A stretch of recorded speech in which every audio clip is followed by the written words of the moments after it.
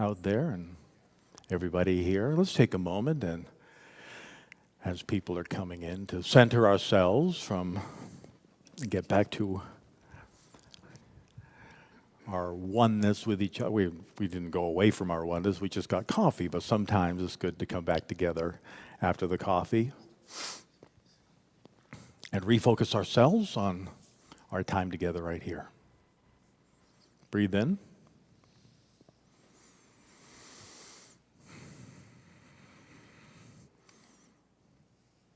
A lot of spirit talk we've gotten today, but we remain open and receptive to spirit within. God is always at work. God as me, through me, for me. There is no God outside of myself. There's only God within.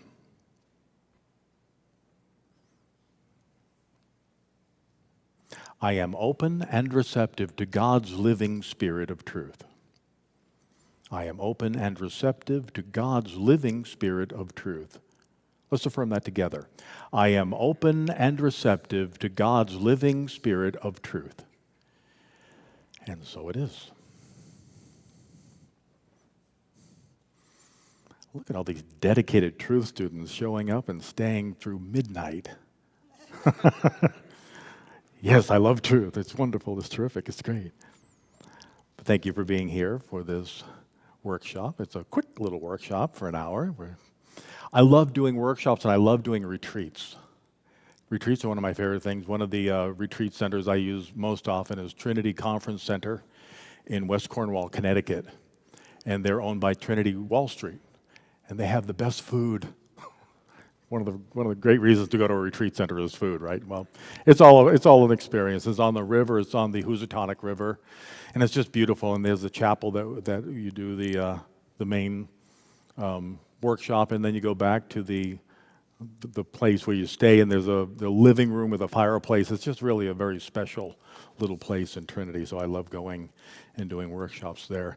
Been doing them there for about 20 years now, and it's really just lovely. Oh, so before we begin, my microphone's attacking me here. There we are. Does anybody have any question about what I talked about earlier in the service? Anything about the message that I shared that is still weighing on your mind, or you want to talk about at all? I think you brought up about God. Yeah, the truth is we talk about God, but again, our language is dual. So we have God out there. But we keep remembering that God works from within. Yes, there is God out there. If you've ever seen the mountain or the ocean, you know God is at work always. But God works from within me for me. And that's how I access the power of God. Yeah? I was going to say, a lot of times they've been sending blessings. One of my greetings, they always say, God's omnipotent love, grace, mercy, peace, and love encircles us. Amen. It does. It's a great blessing. Thank you. All right, I want you to find a partner, and if you need to move, you do that. Don't yell at each other across the room. There we go. Does everybody have a partner? And if you need to, you can triple up. No, I think everybody has a partner here, and if you need to, you can do a trio. That's fine. What we're talking about today is creating miracles, and I want the two of you to talk. If you don't know each other, introduce yourself first. If you know each other, that's fine. Say, hey. Oh, yeah, okay, there you go. Yeah, that would be great to sit next to each other because it's just a little easier. Everybody good? Okay. So what I want you to do is come up with a definition that works for both of you for the word miracle. What is the word miracle? And if you're watching at home, in bed, or lounging, you can write out your own definition there. Sorry? We can. Do we have pens anywhere? Okay, pens and paper coming. Oh, terrific. Thank you so much. They are so on the ball. See if you can come up with a definition for both of you. And if you can't, that's fun too. We need more. We've got some paper and I've got some pencils. I can run and get some more if we need some. Paper. You don't need any paper right now. If you have it, that's fine. I also have a handout for you that you will be able to write on in a little bit. Thank you so much. Really appreciate that. Pencil, oh, a pen over here, pencil over here. Great. Yeah, one of you can be the scribe if you want to write down what you come up for a definition. I'll give you about 3 minutes here. You want one too? Thank you. Do you want a partner?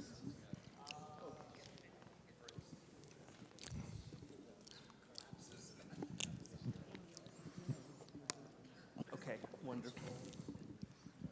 I don't know why, I just already assumed and knew that you were okay. For whatever reason, I just assumed that you...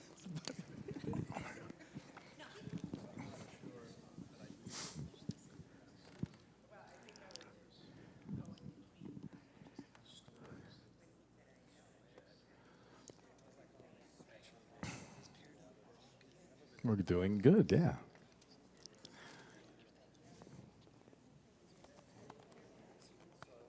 There.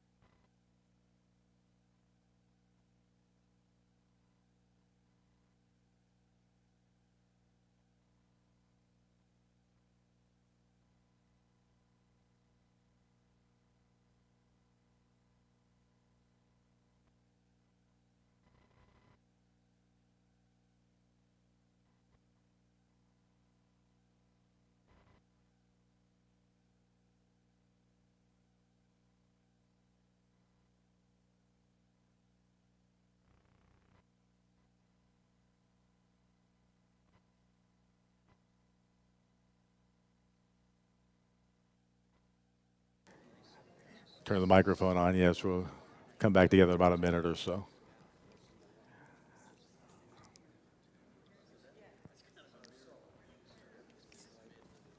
Figured out how to build a virtual church, and I just one day at a time have kept going. That's great. That's great.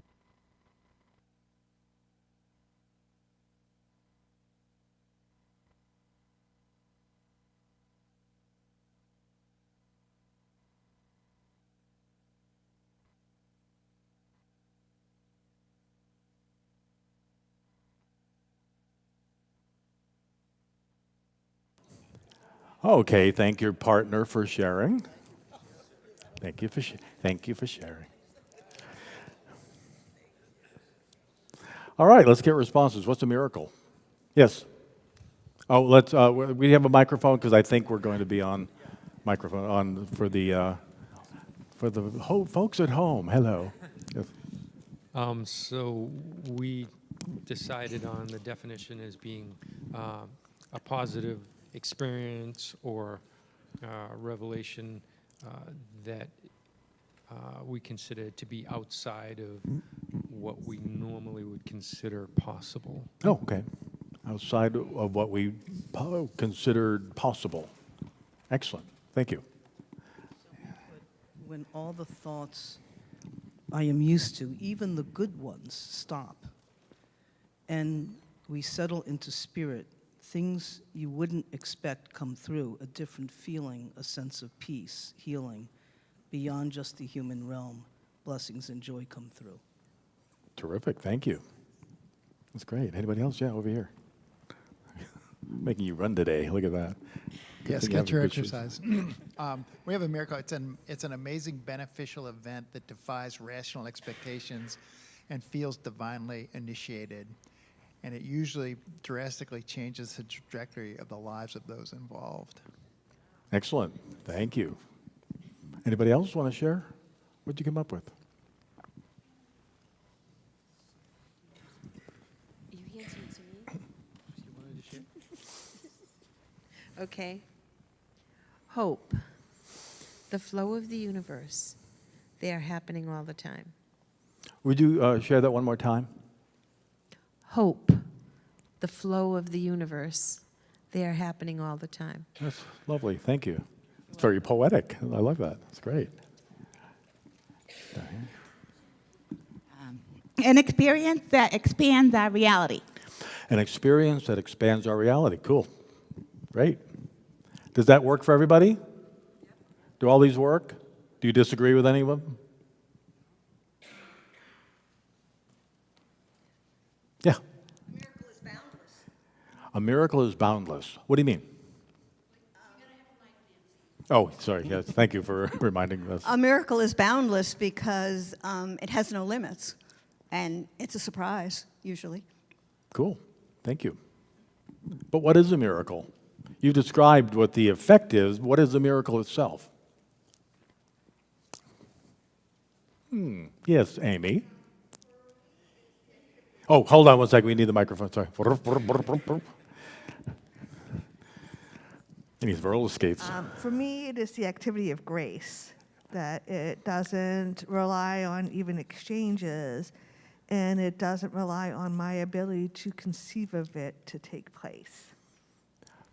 Very cool. Can you describe what grace is? What's your definition of grace? Grace is, It's a hard word, isn't it? well, for me, grace is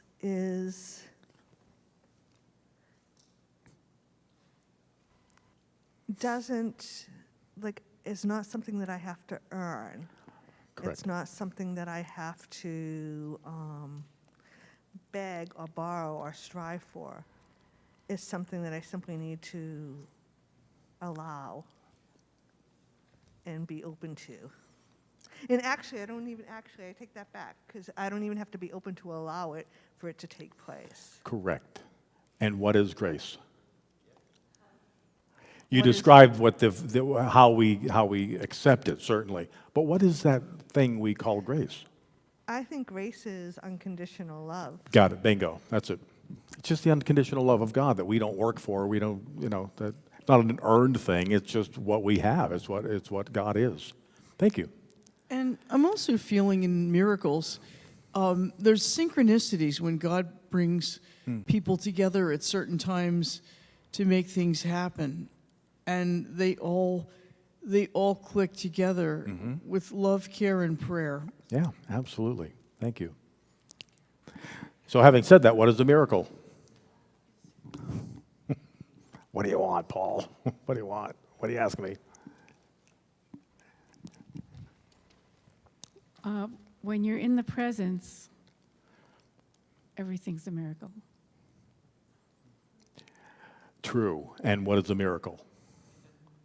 Being in the presence. That is certainly the effect, and that certainly is what flows forth. But what is a miracle? Like, I'm going to throw the microphone at this guy in a minute. He's annoying the heck out of me here. I'll take a shot at it. Okay. The intention of unconditional love. That would be our part, to have the intention to let that miracle, if you will, flow. Well, is it God's intention? It's that God big being God word, yes. Unconditional love. Yeah. The miracle is the manifestation of that grace. It's the manifestation of love. It's the manifestation of all that God is in a way that does not make sense to the five senses, that does not make human sense. Like I said, Craigslist, really? I mean, I've been doing this for 35 years. Okay, God, Craigslist.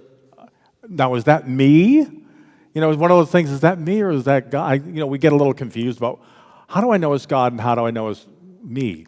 One of the biggest questions I ever get. Here's the response. You know it's God because it's natural, because it feels good, because it feels right, because it just flows from you. It's like Craigslist. Okay, that's really weird. Fine, I'll look it up. Oh my gosh, there's my next work. Yeah. Mm-hmm. Oh, microphone, please. Sorry.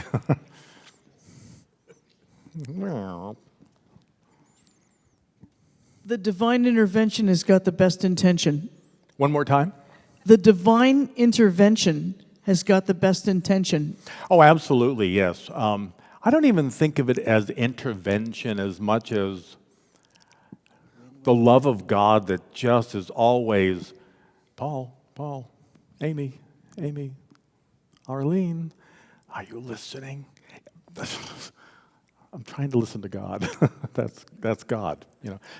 I wanted to hear God tell me what I really want to hear, which is I should do that through herbs, or I should do the healing through Reiki, right? No, the surgery. No, that's not God. Okay, but it is. We have to listen, and if it feels right and natural and it makes sense, we move forward.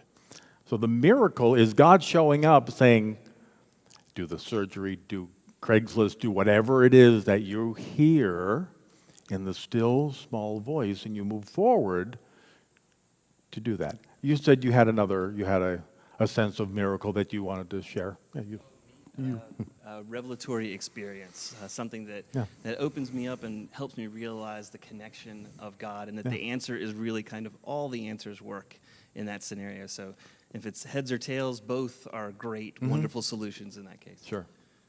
Right. Thank you. Anybody else want to piggyback on that? Thank you. That's great. A miracle is redirection, the shift toward the divine. Absolutely, yeah. I think what we have been describing really is the effect, or what it feels like, or what the actual mechanic of it is. Whereas the miracle really is just the grace of God, the unconditional love of God always flowing forth. And when we finally say yes to it, we go, I don't know how that happened. There should be no earthly reason for that to happen. That shouldn't have shown up in that way. Even when we're unable to trace that good from our own human sensibility. But we know right now we're fully human and we're fully divine. And that's where the balance is often things that we need to really pay attention to. That I am fully divine, but my human side just keeps fighting. And even if we've been doing the truth for a long time and even have found the miracles, we still fight. As I shared this morning, we just want to do it our way, and that should not make any sense. Why should I go to that website? Why should I go to that doctor? Why should I go here? Because of truth. Because of the truth. Has anybody here read the Aphorisms of Yoga by Patanjali? Is anybody familiar with that?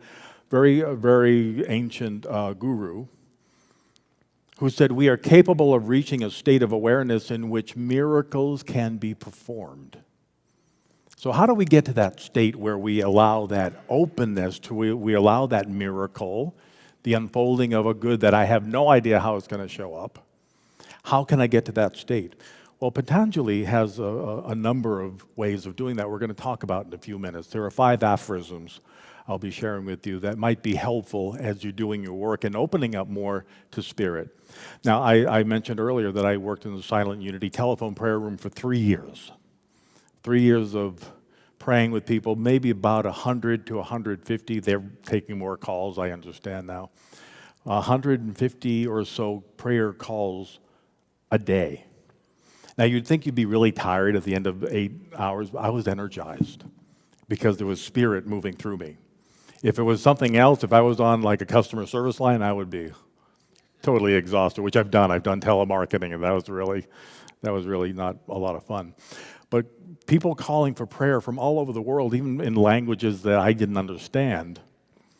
I would say, there's somebody called from Paris once, and I had high school French one class, one semester, and I said, seulement en anglais, oui. She said, oh yeah, yes, just fine. So I just did the prayer, and she got it. I didn't need the language. She felt it. I could feel her presence. I could feel her let go. Merci beaucoup. It's like, and then she was gone. It's like, wow, okay.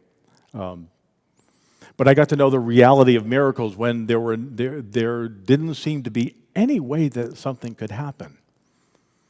We would get phone calls and letters that really built our faith up to go, wow, this stuff works. One day I got a call from a bride who had called a week before for perfect weather conditions for her wedding. Yeah, people call for everything, believe me. They call for the neighbor. One woman called, said, I want my husband to do dishes.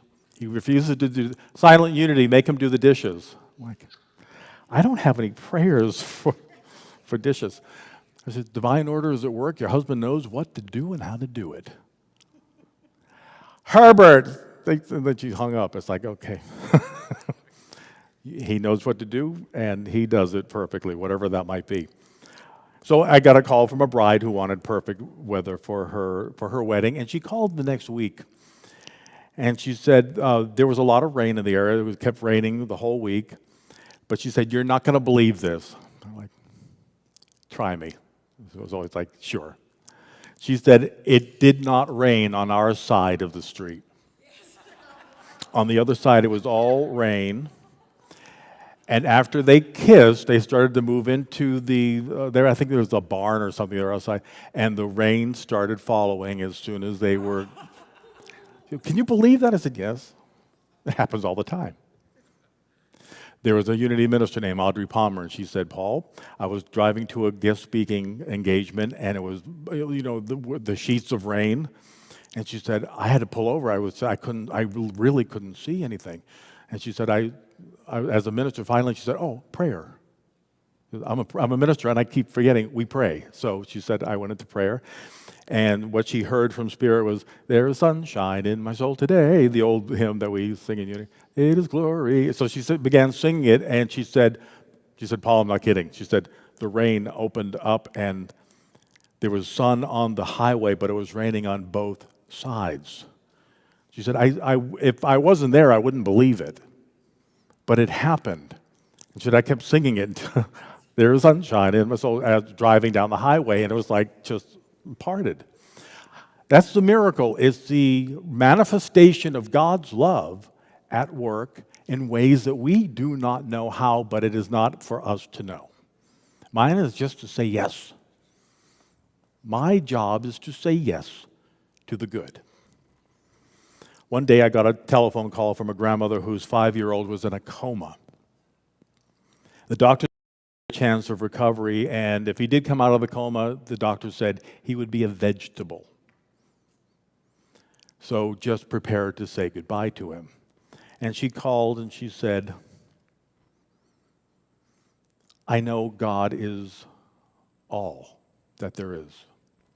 Now, when we're praying for somebody who is about to make transition, we don't pray for them to heal and to come back. I mean, that's just not up to us. Our prayer is for the soul to know what is right for them and that they are making, their soul is easily releasing or staying.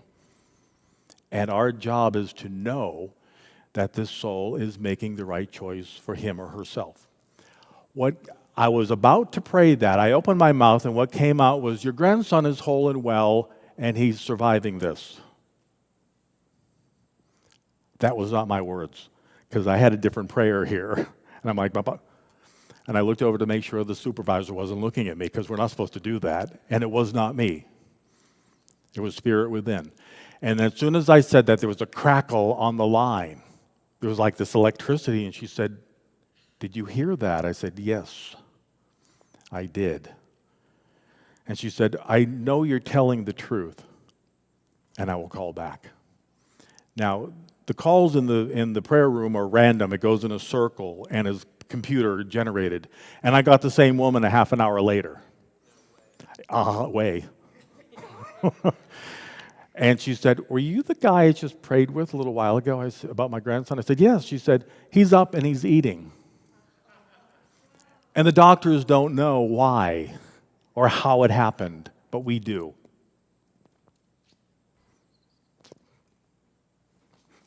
I said, I had another prayer all ready to go, and what came out was, your grandson is whole and well, and he's fine. That was from Spirit. That happened once in a great while. All of a sudden, this other thing would come out. So that's the miracle showing up in ways that the doctor said is impossible. Yeah. Oh, microphone's on.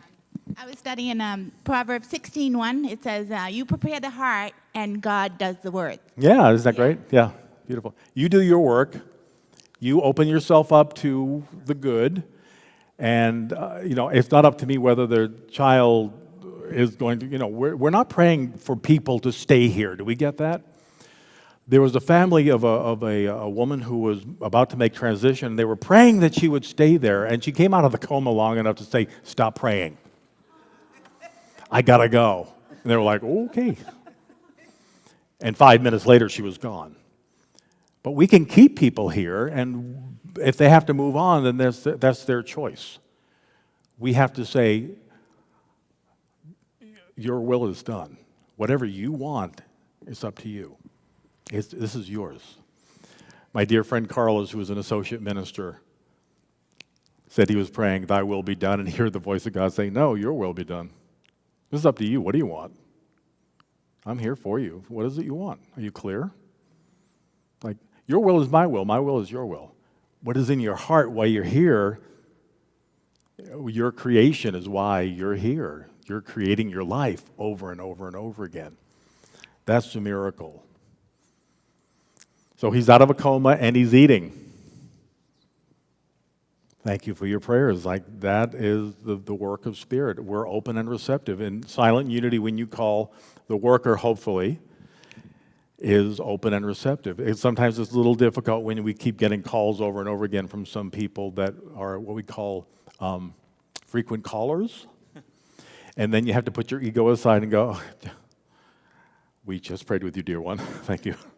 We just prayed with you 5 times in a row. And, but don't never be afraid to call. Oh my God, I'm going to be a frequent caller. No. These are people who call like 50 to 100 times a day.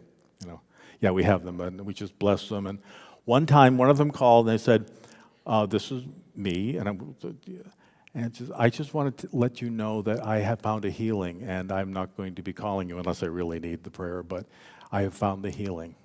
And thank you for being there for me when I call 200 times a day.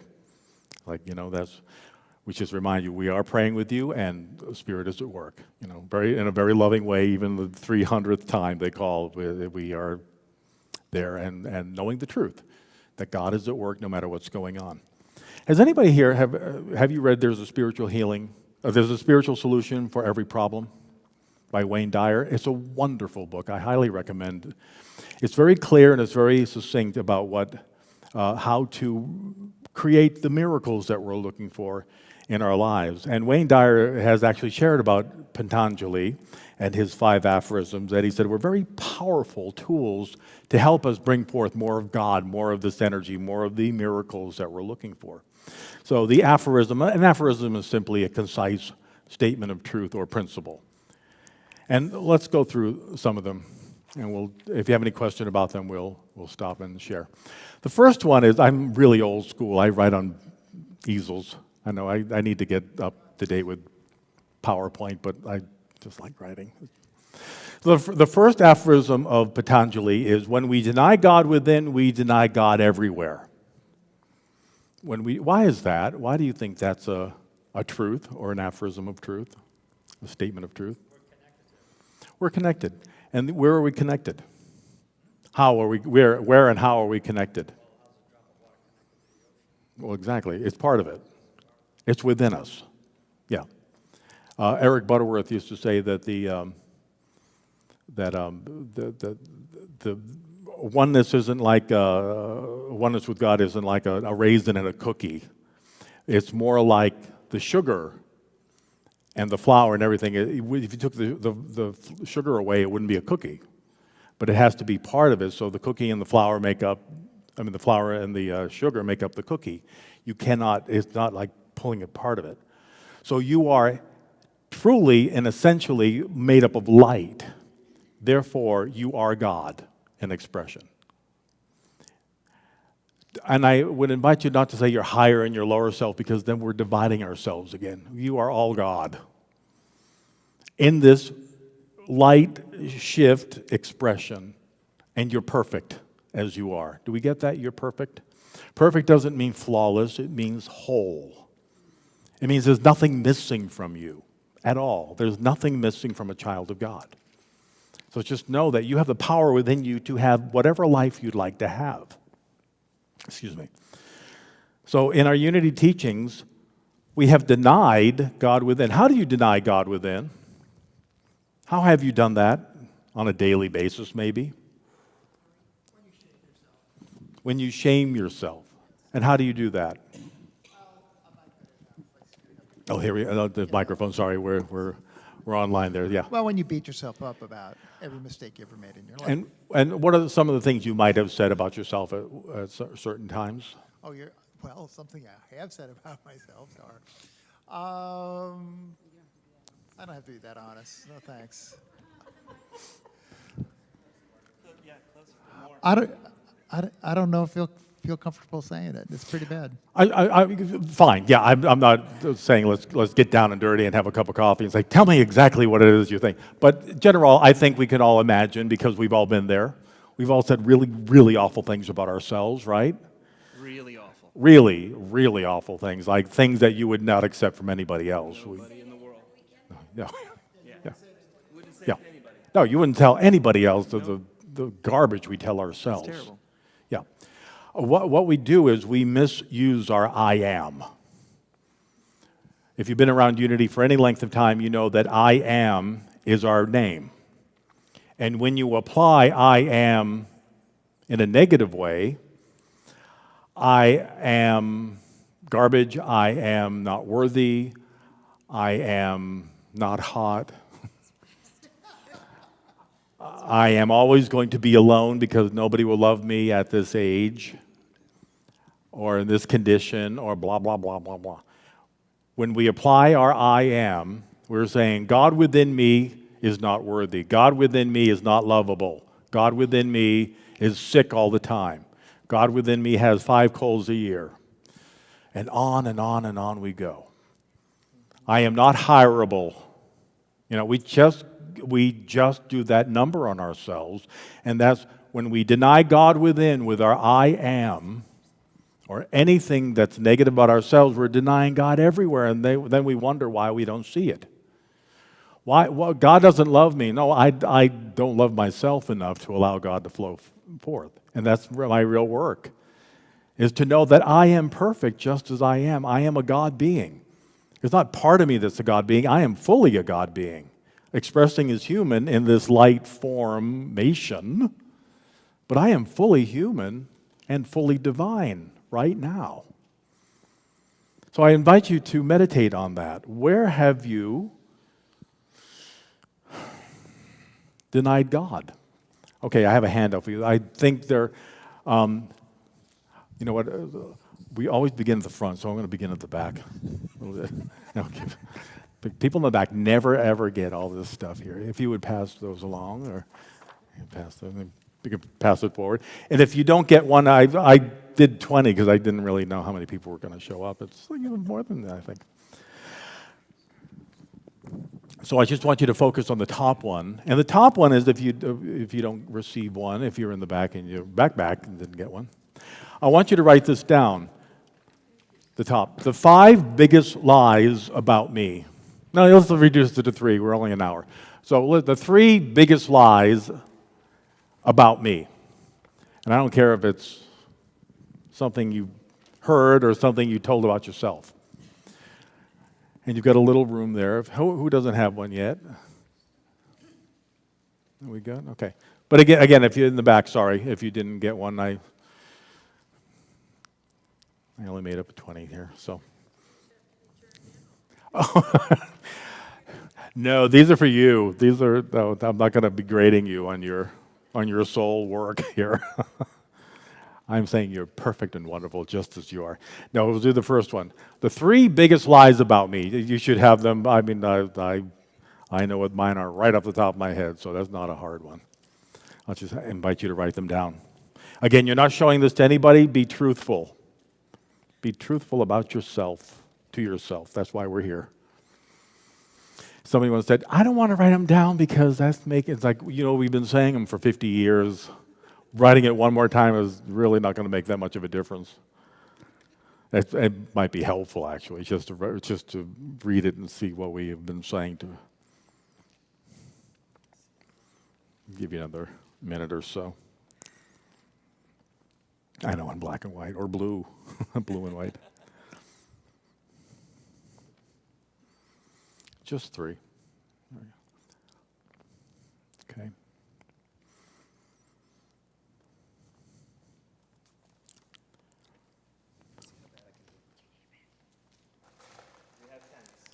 We got pens. Look at that. We got a lot of pens.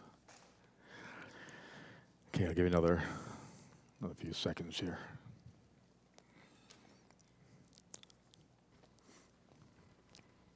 All right, you have your partner.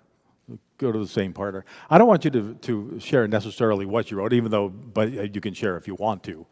But what I want you to do is pick the most shocking one that might be a real surprise to you right now that you wrote down, or one that you have had and you've known about for a long time but just can't seem to let it go. So I just want you to share a little bit about what your feeling is about that. Not necessarily what it is, but what you've been feeling. How is it stopping you in your life? What does it really mean? Get real with each other. This is a safe place to do that.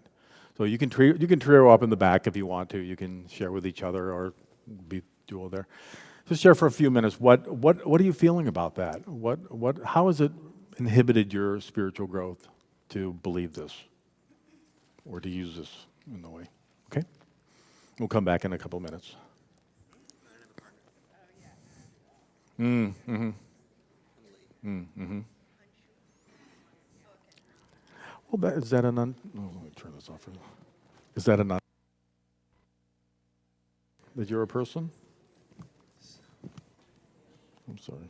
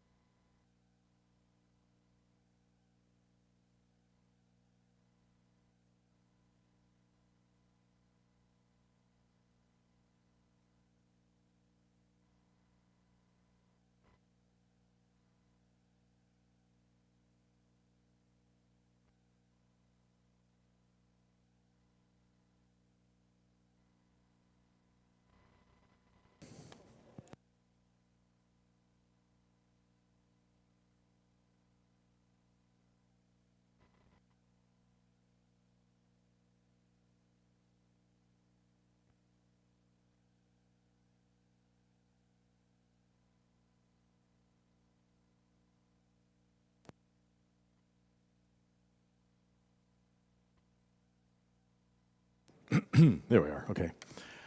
All right, has everybody had an opportunity to share with your partner? Great, thank you. All right, let's come back together.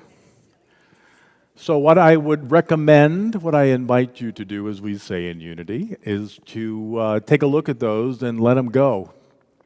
Can you do this right now? Take your pen, draw a line through each one of them. Draw a line through each one, because it's not the truth of who you are. It's not the truth. It's what you were taught, maybe. It was, maybe you heard from your parents, you were so-and-so or such and such. And my friend down in Florida, her father called her Richard because he wanted a boy. He called her Richard. That became her nickname because he wanted a boy and she was not a boy. He says, well, I'm going to call you Richard anyway. So she kind of grew up with not feeling very attractive, not really feeling worthy of, of anything because she felt, I'm in the wrong body. Yeah. Yeah. Oh, the mic. Oh, do we have the lead? Thank you.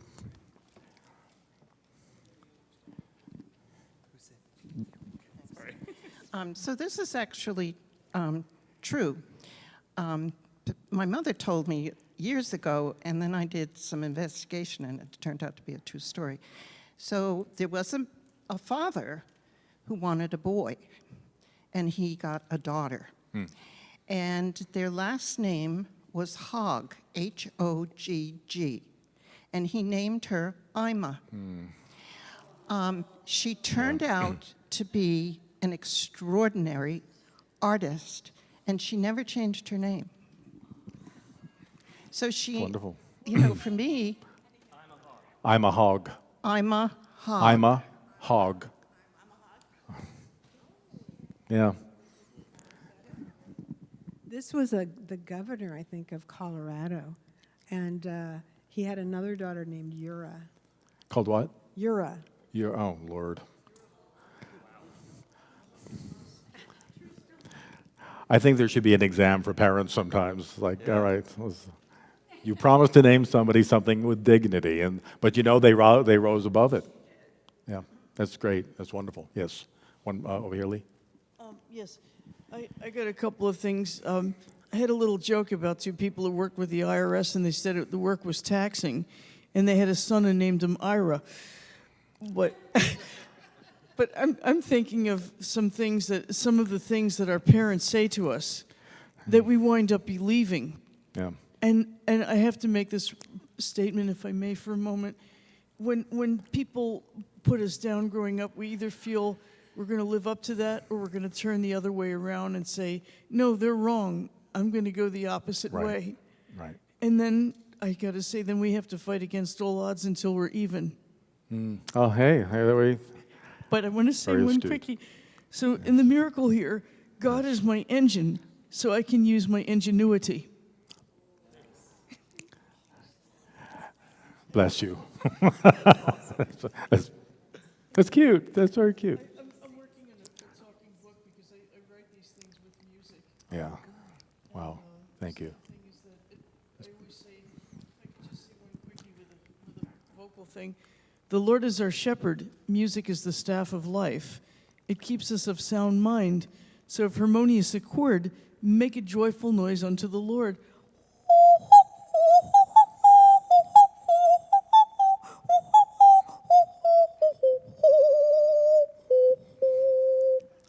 And so it is. Thank you. That's a gift. Oh my goodness. Thank you. That's wonderful. Thank you. Now, on the bottom of the page, or you just have if you don't have one, I want you to write 3 wonderful truths about you. What 3 wonderful truths about you? For some people, this is harder. No doubt. Unless you've been around Unity for a while and you remember that you are a powerful spiritual being of light. Sometimes it's kind of hard to come up with things, but you're good truth students, and I know that you have them. 3 wonderful truths about me. How are we doing time-wise? And how much time do I have? Oh, okay. Oh, gosh. We have 2 aphorisms. We'll go through 2 aphorisms. Okay, there we go. Thank you.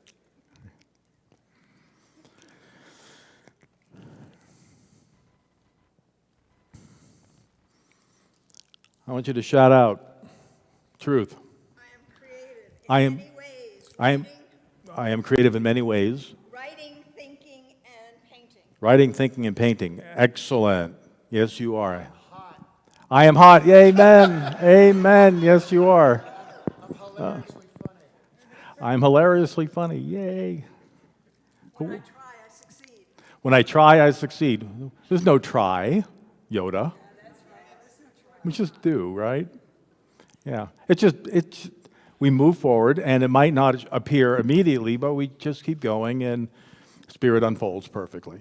So trying, it makes, we're kind of making something happen, but yeah, you're just doing it. Yeah. And there it is, one day. Voila. I'm smart, handsome, and charismatic. Amen to that. I'm smart, handsome, and charismatic. Yes, you are.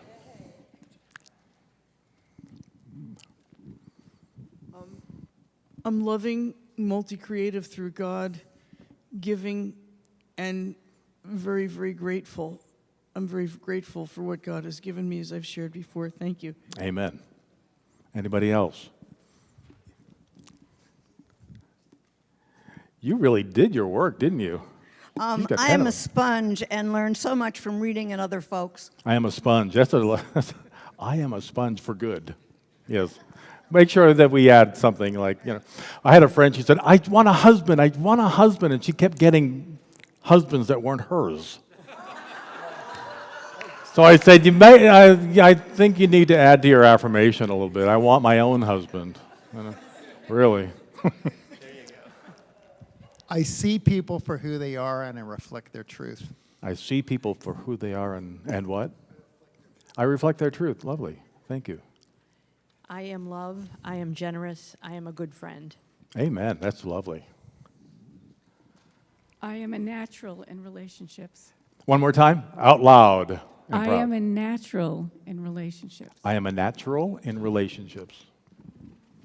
What do you mean by that? Give her the mic back. What are we talking about there? Relationships are easy for me. Lovely. That's a great one. Relationships are easy. Let's affirm that together. Relationships are easy for me. Did that get caught in anybody's throat? Yeah. Maybe that's one to work on. Thank you very much. That's great. One more. Somebody share. All right, I have to share this. I am a student of Jackie Woodside, so if any of you know, and we have to write our affirmation, and my affirmation is, I am the light and love of God. I am the light and love of God. That's beautiful. I am the light and love of God. Together. I am the light and love of God. Breathe that in. It's true. Yeah. I love Jackie. She's wonderful. She's such a terrific teacher. Okay. I want you to meditate. I want you to use those 5 and keep adding to them this week. Come up with 100 truths for you. Who am I? I am the love of God in action. I am natural and loving, and my relationships are easy. Whatever comes to you, keep knowing that. Thank you. Those are great. Number 2, aphorism number 2, the mind of God-centered person is calm in the midst of misery and disease. That could be tricky, Yes, I will share that. The mind of a God-centered person is calm in the midst of misery and dis-ease. That is a goal. That's our goal. Sometimes when you get news, like I said, it can kind of throw your world upside down.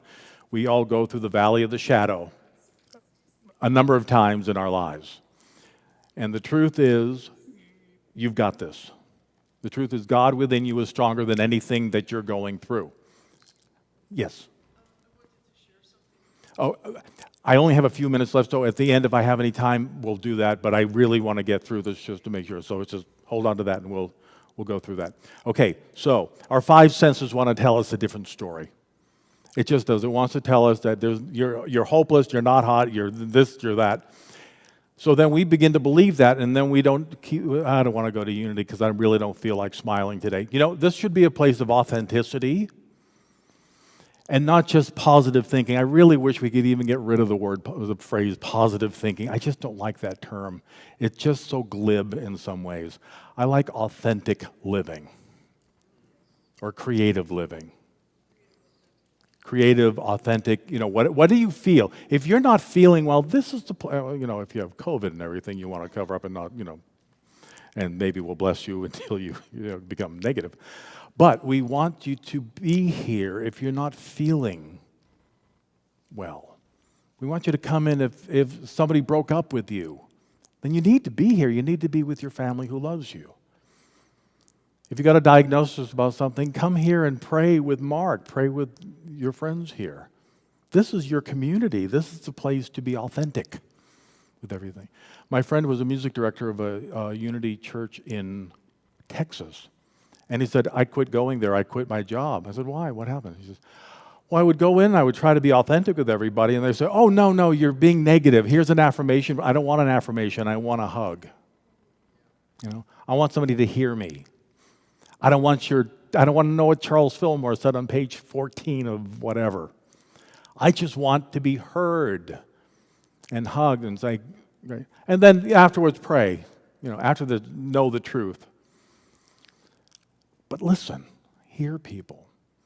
And when you're a healing force, you will find your healing power. That's the way it works.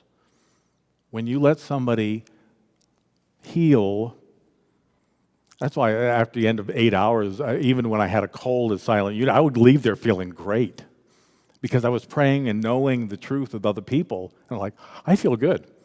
Ruth Warwick told me she was writing a paper. She was getting the flu. She was stuffy. She was, you know, that feeling you have when the flu. She was writing a paper on Myrtle Fillmore for her book report.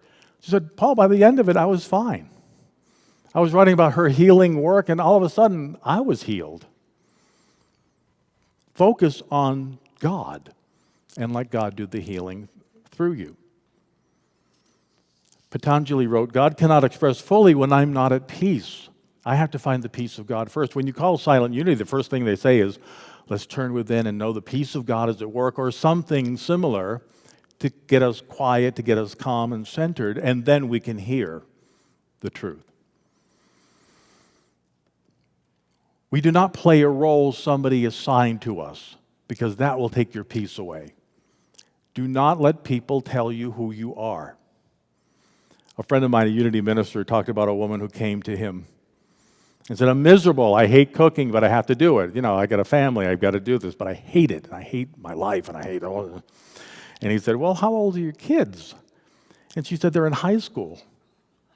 And he said, you hate it, don't do it. Your family will survive. She said, no, I have to. That's my role. She said, it's not your role. Your role is you're a child of God. What's your life? It's making you miserable. The woman went home, she called a family meeting, and she said, and she was really nervous, she said, I'm not cooking anymore. All the kids and her husband burst into applause and said, yay, thank God. She said, you're miserable. You get in the kitchen. Nobody wants to get in the kitchen because you're so miserable. So everybody made their own meal and everybody was happy. Don't do what you don't want to do in life. Now, of course, I'm not talking about the IRS and other things that we have to do. They're part of the agreement of being on again, render unto Caesar what is due Caesar, render unto God what's due God. If you got to do an outer thing, you do it. But if your kids are in high school and they certainly know how to get your own meal, kid. Yay, terrific, thank you. And then there was peace in the house. Everybody was happy. She said, only if I knew that earlier. When they were 3, get you here, kid, have a happy box. Yes, or what? No, she said, I took care of my children when they needed to be taken care of, and it was all good. What is Spirit revealing to you in your life now? What is your work to do? And what is your work not to do? What do you not want to do anymore? Don't do it. Let Spirit reveal the path to releasing that in your life. Okay, aphorism number 3, there is no sin, only error thought, leading to error living. What is sin? How do we know sin in unity? It's not on there. I ran out of time. I'll just put number 3. There's no sin. There we go. Sin is missing the mark. Yeah, S-Y-N-E is an old archery term for missing the mark. It just means we didn't hit the target yet. Fine. Take another arrow and you try again and you keep doing it until you get it right. Or as we in Unity sometimes say, self-inflicted nonsense. It's a great acronym. Yeah, it's just stuff we keep doing to ourselves that we just, I need to stop doing that because it's wearing me out and it's not serving me. What's a sin in your life? How do you sin? What's a sin? Missing the mark. What is your error thought? Yeah. Saying something to hurt somebody or hurting yourself. Right. So causing injury, certainly, yes. What other sins do we have? It's mainly not telling the truth about ourselves. Go back to your page. The first 3 things are sins, if you will. We're sinning about ourselves by saying, I'm not a powerful child of God. We're sinning by saying, I'm not loving, that I'm not attractive enough to get a mate, or whatever things we say. I'm too old to get that job, or I'm too old to have a mate, I'm too old to... get rid of that. Stop that. You're not too old for anything, except maybe ballet. And even then, you can do ballet the way you need to do it, but you will not, you're not going to be a prima ballerina, but you might be, you might take ballet and go, I'm really good at this, and it's really helping my body, and I really feel good by taking a dance class. So don't be afraid, go and take a dance class. Whatever you feel would be a joyful thing to do. Any question about that? Okay. Aphorism number 4, abstain from lies. Abstaining from lies helps to create a life by reaping the fruits of spirit. Abstaining from lies, take a look at your first 3 things, or however many you came up with. Jesus said, look up and see the fields are already ripe for harvest. I love that. When I was in ministerial school, I meditated on that for like a week. I'd never read that before. Look up. So things were planted for you that you had nothing to do with. And Spirit is always saying, this is for you. And you know what happens when we say thank you? It's like, oh, you like that? I got this too. Thank you. Oh, you're welcome. Here, it has more. The more gratitude we have, the more we get. That's the way it works. The more grateful we are, the more joyful we are, the more things of life show up. Health and abundance and success. Again, success in whatever way works for you, whatever that means. So success could be having a business, or it can mean having a wonderful home that makes you and other people feel wonderful. So success is your definition of what success is. The 2 most powerful ways for Spirit to show up for you is gratitude and joy. Those are 2 keys that I really would love for you to meditate on this week. Joy and gratitude beyond anything. And love, of course. But the love is the gratitude that is working through us. Find and do what gives you joy. Stop putting it off. Stop putting off your joy, whatever that might be. What joys have you been denying yourself lately, just quickly? What joys do you have that you've been putting off? Reading, yeah. Read more, take more time to... I have a book in every room, even the bathroom, everything. I have a room, I'll be at the kitchen cooking, I'll read a book, I'll be in the bathroom, I'll just keep reading because I love reading. I think most Unity people, I think the thing we have in common, we love to read. Unity people are great readers, so yeah. What else are you putting off? Anybody? Traveling, yeah. Even just take a trip up the coast, and then take 20 minutes and do it. I traveled today. Yay. And then you're telling the universe, I want to do this more, and the universe gives you more opportunity to do that. But the less we do our joy, the more we put it off, and then it's not even in our consciousness anymore. Okay? So grab your joys and do what you love to do and watch your life take off. That's really and truly the way it works. How do you respond to somebody who's cranky and mean and ornery? You bless them. I have my joy. They're not going to take my joy away. I mean, yeah, like I said, we leave here and you get a call from your boss or your mom and you go, oh, God, there goes my day. Why? Like, I'm joyful. I went to Unity today. Mom, I'm sorry about Aunt Betty, but okay. I hear what you're saying. I'm sorry you're going through that. Bye. I got to go. I have joy. I got to go travel. I'm going to go take a ride up the coast. Bye. Yeah. Grab your joy. Don't let up. Do not play in other people's script. We do that way too much. They hand us a script. You're going to be really angry because I'm angry at you. We go, okay.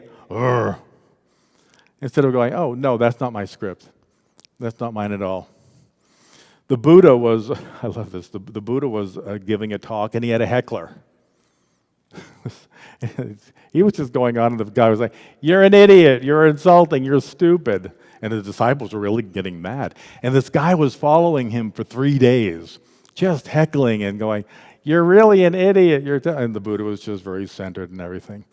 And the disciples finally said to him, why aren't you upset?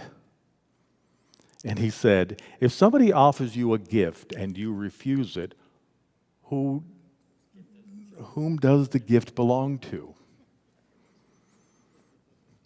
If somebody wants to give you crap, are you taking it? Yeah, we do. We go, oh, God, thank you.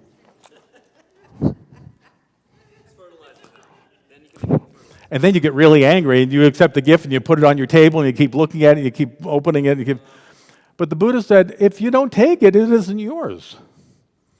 So you just go, okay. There was a woman at the church in D.C., she hated me. I mean, she really hated me. She said, your talks are terrible. They're baby talks. They're terrible. They're awful. She just kept throwing this abuse, and I'm like, okay. You don't like it, that's fine. I guess it's not for you, so it's okay. And she just kept doing it. People kept getting upset at her, but they wouldn't say anything. Finally, they came, I can't believe she said that to me. I said, it's not me. It has nothing to do with me. I'm not going to let somebody take my joy away because they have another idea about what they think it should be. It's like, okay, I guess I'm not for them, and that's fine. I bless you and release you. But it was a shift of thinking we have to take. If somebody doesn't like you, you say, bless you. I love you, and I'll go over here, or you go over there, and everything will be in order. So I think it's the best teaching ever. If somebody gives you a gift, you don't have to say thank you. You should say, I'm good. I'm good. I'm good. I'm at peace. I'm centered in myself. So to create a miracle, remember, it is not I, but God within, or the Christ within, as we say here in Unity, that does the work. It is not I, but God within that does the work. Together, it is not I, but God within that does the work. And I am grateful and joyful. And I am grateful and joyful. All good is mine. Together, all good is mine. Again, all good is mine. One more time. All good is mine, and so it is. Thank you for being here. Thank you for coming and playing with me for an hour.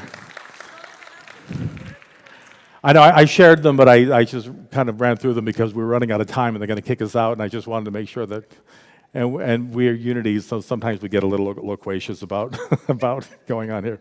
Oh, I'm sorry, the fifth one is just abstain from harming others and allow the peace of God to flow through you. So like I said, this woman, she kept wanting to attack me, and I said, I'm not taking it because it's not mine, and she got really upset. She just decided to leave. So it isn't yours. Don't take ownership of things that are not yours, like attack and other things. So if your parents or your friends or anybody want to throw that, just say thank you for sharing, and it's not mine to deal with. It's all God. It's all good. All right. Again, thank you for having me here today. I so appreciate being here with you, and have a wonderful week. Thank you. Thank you, Paul. That was wonderful. Thank you. Appreciate so much your coming out here on this wonderful day from California. I want to remind you there are surveys on the table downstairs. Please give them to a board member. We're going to do a 2-week limit on that. There's also a survey link online. Look on Facebook, and it'll be up on the website. I think it's not there right now. But if you have any questions, contact me, Mark at Unity on the River. But do fill out the survey. Be a part of this. And thank you so much for coming out.